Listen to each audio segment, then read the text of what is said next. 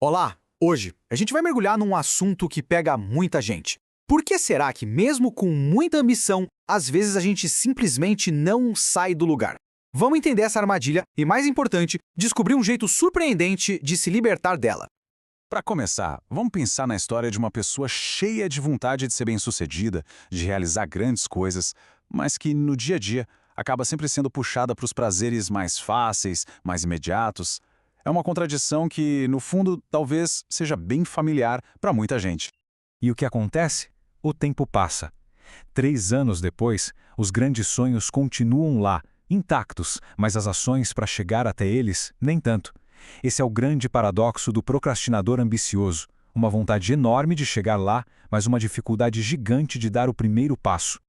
Então, a pergunta é, o que está rolando dentro da nossa cabeça? Porque olha, não é só preguiça não. O que acontece na verdade é uma verdadeira batalha química. São dois sistemas poderosíssimos dentro do nosso cérebro brigando pelo controle.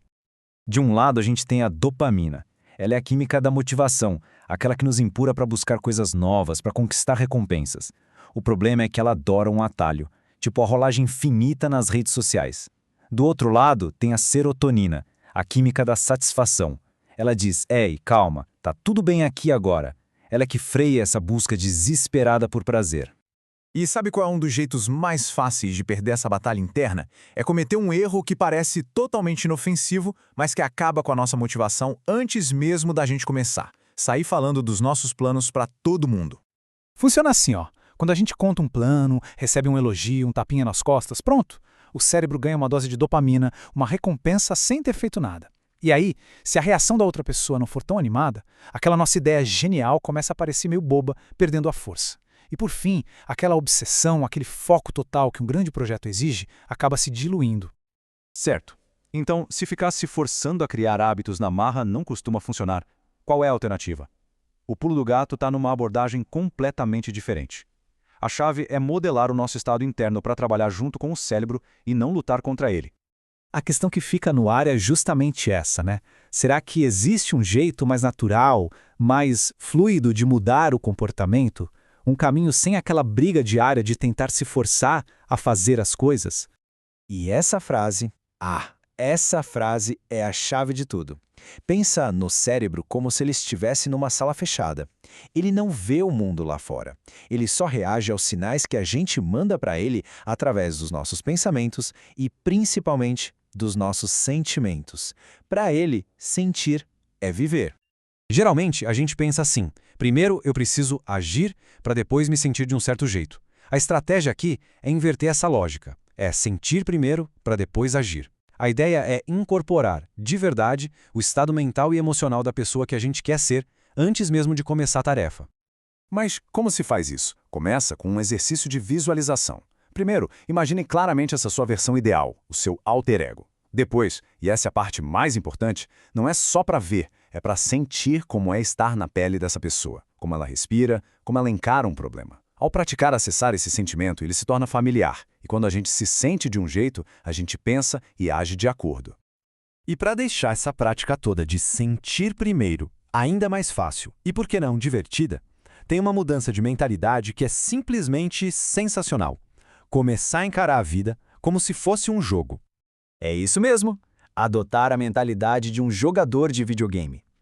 Isso cria um certo distanciamento saudável e tira aquele peso enorme das nossas tarefas e obrigações. Pensa bem, num jogo não existe procrastinação. O que existe é a próxima fase, a próxima quest, a próxima missão a ser completada. Essa mudança de perspectiva transforma aqueles desafios gigantes e assustadores em missões que a gente quer cumprir. Só que, como em todo bom jogo, existe um obstáculo, um chefão escondido que impede muita gente de passar de nível na vida real. O nome disso é Complexo de Jonas. É basicamente um medo inconsciente do nosso próprio sucesso. Porque, vamos combinar, o sucesso traz mais responsabilidade, novos desafios, e para se manter seguro e confortável, muitas vezes o nosso cérebro acaba nos auto-sabotando. Ok, então agora vamos juntar todas essas peças. Vamos ver como tudo isso se conecta para criar uma mudança real e duradoura, transformando a gente nos verdadeiros arquitetos do nosso próprio cérebro.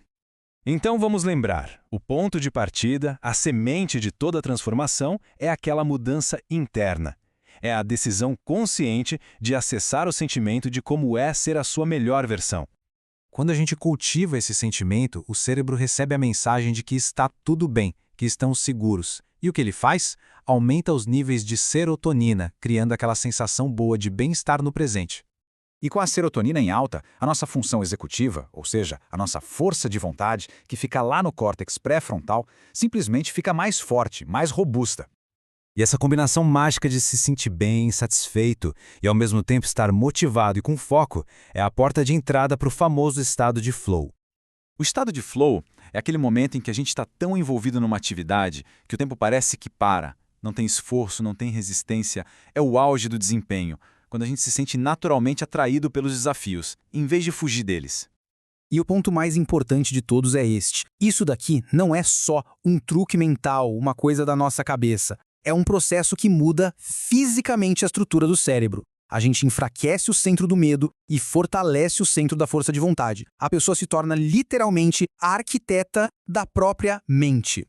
E para fechar, talvez a mentalidade mais poderosa seja do desapego. No final, o que importa não é só ganhar o jogo. O propósito é simplesmente jogar, é viver a jornada. Quando o resultado deixa de ser uma obsessão, a pressão vai embora. E aí, a gente fica livre para simplesmente viver a experiência.